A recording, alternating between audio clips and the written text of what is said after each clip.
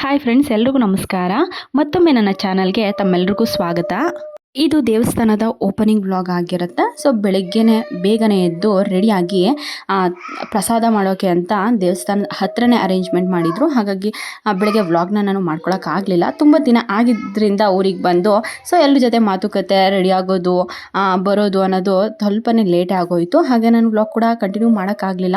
ಬ್ರೇಕ್ಫಾಸ್ಟಿಗೆ ಬಿಸಿಬೇಳೆ ಬಾತು, ಉಪ್ಪಿಟ್ಟು, ಕೇಸರಿ ಬಾತ್ ಮಾಡಿದರು. ತುಂಬಾ ಚೆನ್ನಾಗಿತ್ತು ಪ್ರಸಾದ.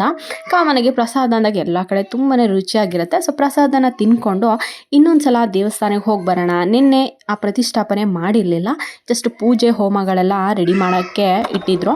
ನಾವು ಹೇಗಿದ್ರು ಬಂದಿದ್ವಲ್ಲ ಅಂತ ಹೇಳಿ ಲೈಟ್ ಅರೇಂಜ್ಮೆಂಟ್ಸ್ ಆಗಿರ್ಬೋದು. ಸೊ ಅಲ್ಲಿ ಪ್ರಿಪರೇಷನ್ ಎಲ್ಲ ನೋಡೋಕ್ಕೆ ಒಂಥರ ತುಂಬಾ ಚೆನ್ನಾಗಿರುತ್ತೆ ದೇವಸ್ಥಾನಗಳಲ್ಲಿ. ಹಾಗೆ ನೋಡ್ಕೊಂಡು ಹೋಗಿದ್ವಿ. ಇವತ್ತು ಪ್ರಸಾದ ತಿನ್ಕೊಂಡು ಪ್ರತಿಷ್ಠಾಪನೆ ಆಗಿರುತ್ತೆ, ಜೊತೆಗೆ ಹೋಮಗಳು, ಪೂಜೆಗಳು ಎಲ್ಲ ಮುಗ್ದಿದ್ರಿಂದ ನೋಡೋಕ್ಕೆ ಒಂಥರ ತುಂಬಾ ಚೆನ್ನಾಗಿರುತ್ತೆ ಅಂತ ಹೇಳಿ ಇಲ್ಲಿಗೆ ಒಂದು ಸಲ ನೋಡ್ಕೊಂಡು ಹೋಗೋಣ ಅಂತ ದೇವಸ್ಥಾನದ ಹತ್ರ ಬಂದಿದ್ವಿ. ಪೂಜೆಗಳೆಲ್ಲ ಆಗಿದ್ದರಿಂದ ನೋಡೋಕ್ಕೆ ಏನೋ ಒಂಥರ ತುಂಬಾ ಖುಷಿ ಅಂತ ಅನ್ನಿಸ್ತಾ ಇತ್ತು. ಏನೋ ಒಂಥರ ಪಾಸಿಟಿವ್ ವೈಬ್ಸ್ ಅಂತಲೇ ಹೇಳ್ಬೋದು. ಅಲಂಕಾರ, ಆ ಹೋಮ ಆಗಿರೋದು, ಜೊತೆಗೆ ಪ್ರತಿಷ್ಠಾಪನೆ ಆಗಿರೋದು ಎಲ್ಲರೂ ಕೂಡ ತುಂಬಾ ಚೆನ್ನಾಗಿ ಅಲಂಕಾರ ಮಾಡಿದರು.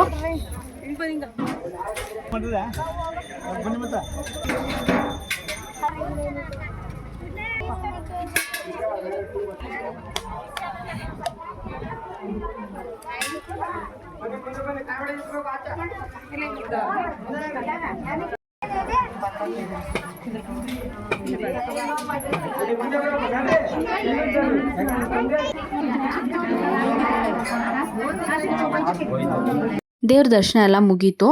ಸೊ ತುಂಬಾ ಕ್ರೌಡ್ ಇಲ್ಲದೆ ಇರೋದ್ರಿಂದ ಒಂದು 20 to 30 ಮೆಂಬರ್ಸ್ ಇದ್ದರು ಅಂತ ಅನಿಸುತ್ತೆ, ಅಷ್ಟೇ. ಅವ್ರು ಹೊರಗಡೆ ಜಿಮ್ಮಿನಲ್ಲಿ ಇದ್ದಿದ್ದರಿಂದ ನೋಡೋಕ್ಕೂ ಚೆನ್ನಾಗಿತ್ತು, ಜೊತೆಗೆ ಪೂಜೆ ಕೂಡ ತುಂಬಾ ಆರಾಮಾಗಾಯಿತು. ಇದ್ರ ಜೊತೆಗೆ ಮಹದೇಶ್ವರಂದು ತೇರನ್ನ ಮೆರವಣಿಗೆ ಮಾಡಿ ಹೊರಗಡೆ ನಿಲ್ಲಿಸಿದ್ರಿಂದ ಅಲ್ಲೂ ಕೂಡ ದೇವರಿಗೆ ಕೈ ಮುಗಿದು ಈಗ ಮನೆಗೆ ಹೊರಡಬೇಕು.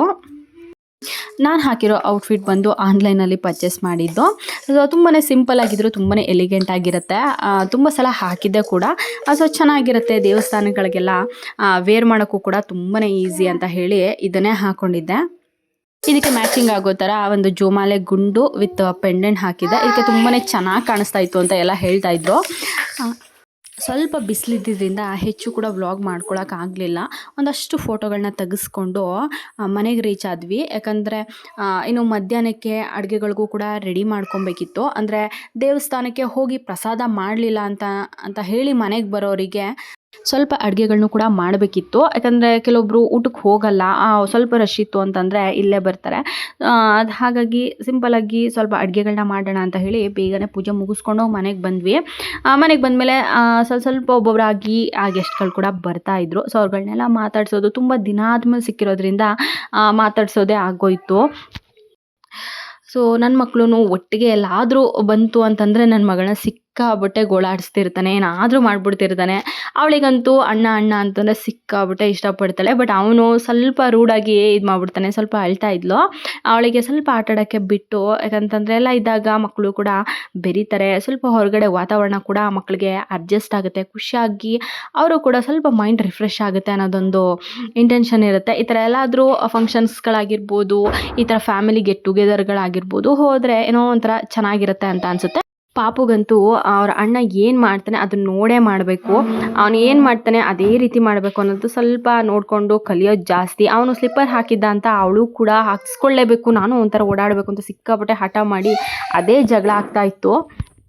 ಇದ್ರ ಜೊತೆಗೆ ನಮ್ಮ ತಾತನಿಗೂ ಲಾಸ್ಟ್ ಟೈಮ್ ಹುಷಾರಿಲ್ಲ ಅಂತ ಹೇಳಿ ಬಂದು ಹೋಗಿದ್ವಲ್ವ. ಸೊ ಅವರನ್ನು ಕೂಡ ಇನ್ನೊಂದು ಸಲ ಮಾತಾಡಿಸ್ಕೊಂಡು ಊರಿಗೆ ಹೊರಡೋದು ಕೂಡ ತುಂಬಾ ಟೈಮ್ ಆಗಿಬಿಟ್ಟಿತ್ತು. ಹಸ್ಬೆಂಡು ಅಪ್ಪ ಯಾರೂ ಬಂದಿಲ್ಲದೆ ಇರೋದ್ರಿಂದ ಫಸ್ಟ್ ಟೈಮ್ ಮಕ್ಕಳನ್ನ ಬಸ್ಸಲ್ಲಿ ಕೂಡ ಕರ್ಕೊಂಡು ಬಂದಿದ್ದರಿಂದ ತುಂಬ ಲೇಟಾಗಿ ಹೋದರೆ ಸರಿ ಹೋಗಲ್ಲ, ಬೇಗನೆ ಹೋಗೋಣ ಅಂತ ಹೇಳಿ ಮತ್ತೆ ರೆಡಿ ಮಾಡಿ ಈಗ ಬಸ್ ಸ್ಟ್ಯಾಂಡ್ ಹತ್ರ ಬಂದಿದ್ದೀವಿ.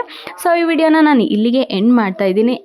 ಸೊ ಇದಾಗಿತ್ತು ಇವತ್ತಿನ ನನ್ನ ದಿನಚರಿ. ಹೇಗೆಲ್ಲ ಆಯಿತು ಅಂತ ನಿಮ್ಮ ಜೊತೆ ಶೇರ್ ಮಾಡ್ಕೊಂಡಿದ್ದೀನಿ. ಐ ಹೋಪ್ ಈ ವಿಡಿಯೋ ನಿಮಗೆಲ್ಲರಿಗೂ ಇಷ್ಟ ಆಗಿದೆ ಅಂತ ಅಂದ್ಕೊಂಡಿದ್ದೀನಿ. ಇಷ್ಟ ಆದರೆ ಪ್ಲೀಸ್ ಒಂದು ಲೈಕ್ ಮಾಡಿ, ಶೇರ್ ಮಾಡಿ. ಹಾಗೆ ನನ್ನ ಚಾನಲ್ನ ಹೊಸದಾಗಿ ನೋಡ್ತಾ ಇದ್ದರೆ ಚಾನಲ್ನ ಸಬ್ಸ್ಕ್ರೈಬ್ ಮಾಡ್ಕೊಂಡು ನೋಡಿ ಅಂತ ಹೇಳ್ತಾ ಈ ಮಿನಿ ಬ್ಲಾಗ್ನ ನಾನು ಇಲ್ಲಿಗೆ ಎಂಡ್ ಮಾಡ್ತಾಯಿದ್ದೀನಿ. Thanks for watching. ಹೀಗೆ ನೋಡ್ತಾರೆ, ಹೀಗೆ ಸಪೋರ್ಟ್ ಮಾಡ್ತಾರೆ. Thank you all.